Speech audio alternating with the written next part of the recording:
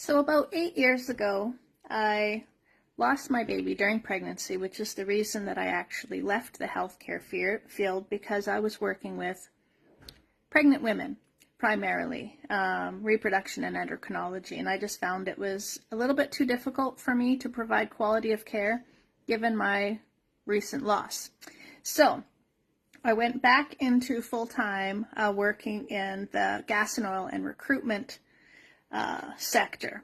And to this day, I am running a global gas and oil recruitment firm. And the reason that this is important is because of what I am seeing as an executive in this industry happening right now as a result of the COVID vaccines. And it's something called succession planning.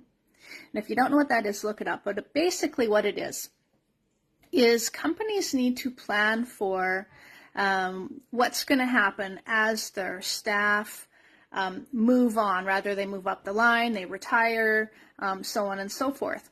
And succession planning is something that I help companies with professionally by offering them recruitment services. So they'll come to me and say, hey, we're going to need 100 guys to, staff this rig, so on and so forth.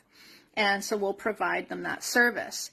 Well, what's really interesting, what's happening right now, and it's actually mortifying, not just interesting, is that executives are having their HR staff and their managers, superintendents, foremen, so on and so forth, go through and look at the staff that have received the vaccines, and they're planning to have to replace them all within the next 3 years. What does that say to you? This is something that's, it's got some of these guys literally in tears as they're going through the company and literally checking off all of these individuals that have taken the vaccine, knowing that most likely in the next 3 years, they're going to have to plan to replace that person. What does that say to you? And this is a really big thing in the industry that I'm in. And a lot of talk going on around this at the moment because these massive companies, massive gas and oil companies, are looking to have to replace thousands of personnel. And I'm in that line of work that does the staffing for these large gas and oil companies.